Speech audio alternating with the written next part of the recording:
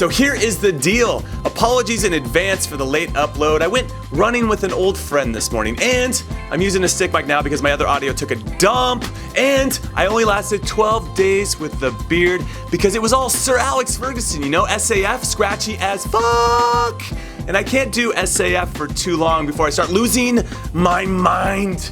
Anyway, a lot of stuff went down this weekend, so let's get right into it. Cool! Manchester United. Without their star man up top, and no, not Wayne Rooney. I'm talking about Zlatan Ibrahimovic, though Rooney wasn't available either. The Red Devils took care of business on the road 3-1 against a struggling Middlesbrough, which was made even sweeter when Liverpool and Manchester City drew 1-1, and Arsenal lost to West Brom 3-1 because all three of those clubs are above them in the table. So now United find themselves in 5th place within striking distance of 3rd and 4th.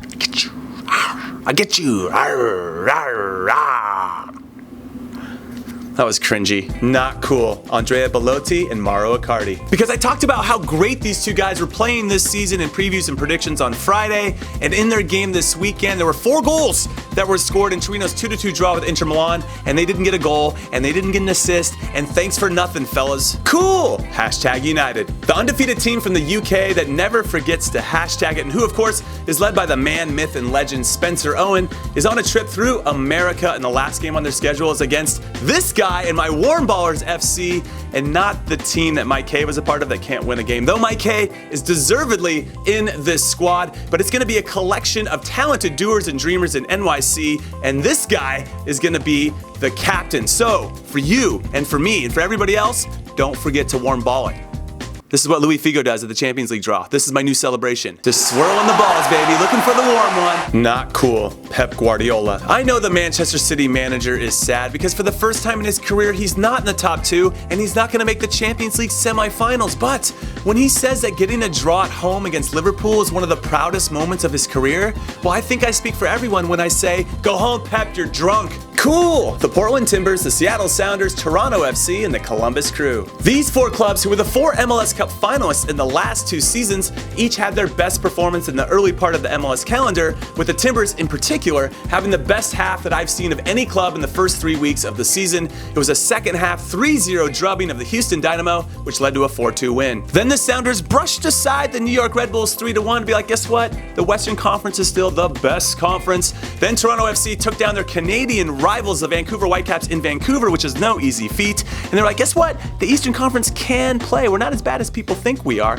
And finally, the Columbus Crew won their first game of the season in DC against DC United 2-0, which again is no easy feat. So congrats to everybody that was a part of that. Except if you lost, then it probably doesn't feel as good. Is this thing on? Are the jokes hitting? Not cool, Sevilla. You remember when you guys were killing it and your manager Jorge Sampaoli was being linked to every job imaginable? Yeah, not so much now because you are winless in your last 4 games, including getting knocked out of the Champions League by Leicester City.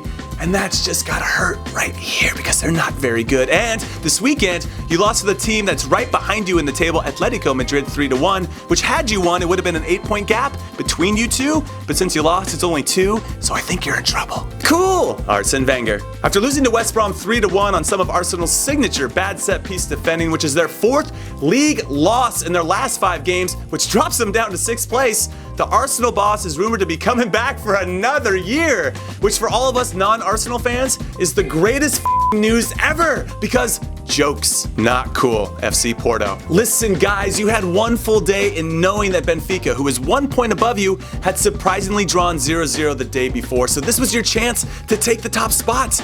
You were playing the 12th place team at home, you had a 1-0 lead at halftime, and then you gave up a goal in the second half to surprisingly draw yourself 1-1, and now you're still in 2nd place, and wah, wah, wah. Cool! Werder Bremen. After grabbing only 2 points out of a possible 18 before and after the winter break to drop into 16th place, it looked like Bremen would be battling against relegation the rest of the season. But with their 3-0 win against the once good but not so much anymore RB Leipzig this weekend, it was their 4th win in their last 5 games, and they now sit comfortably in 13th, and I think that deserves a good old-fashioned Hoovercraft. Not cool. Everyone that hates on Tottenham. Because like Chelsea, they're quietly winning the games that they should, and they're holding strong in 2nd place without the injured Harry Kane, and they're probably going to finish above Arsenal for the first time in 50 years, players or whatever, and they still get zero respect. So I don't know. I mean, maybe it's because they get bounced from the Europa League every season, and apparently you just need to get that European street cred first. Cool! Anderlecht. After watching Club Brugge control the top of the table for a good part of the season, they finally regained the top spot after Bruges could only muster a draw at home, and that's not good enough, fellas.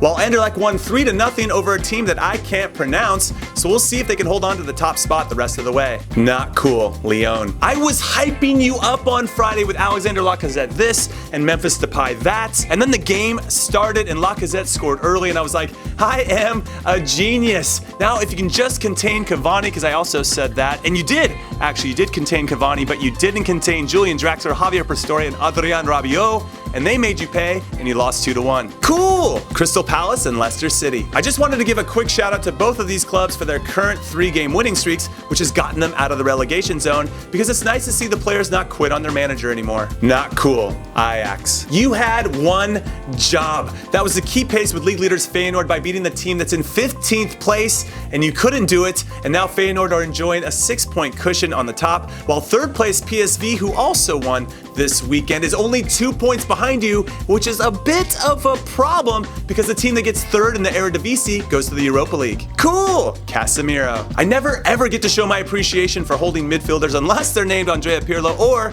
unless they do something going forward. So thankfully, Casemiro scored the game winner for Real Madrid against Athletic Club Bilbao at the San Mames, a place where Madrid always seemed to struggle, and that deserves our respect. Not cool, Olympiacos. The once insurmountable lead on top of the Greek Super League is now down to 5 points after Olympiacos lost 4 out of the last 5 league games, including a 1-0 loss this weekend to their hated rivals Panathinaikos, which makes me wonder, is Arsene Wenger managing these guys too? Cool! Sporting Kansas City. Because they won the former clubs of Jimmy Conrad derby over the San Jose Earthquakes 2-1, which is the highest of honors, of course, and it was their first win of the season. Not cool. Pumas. They went down 2-0 to Club America in the Clásico Capitalino, only to tie it 2-2, and then they gave up a goal with 8 minutes left to lose 3-2, which has got to be so heartbreaking. So I'm going to offer up a soft no mommies, because I know they're in a lot of pain. Cool! Leeds. I said they needed to be second place Brighton in the championship, not only for them because they're in 4th and that really helped them in the playoff hunt. I think it'll be really important for them, but selfishly for my beloved Newcastle, and Leeds did it. They did the business, and I love you, Leeds.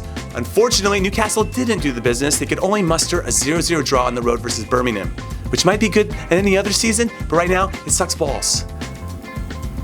And not warm ones. Okay, that's it. I am done talking, or no, I'm not.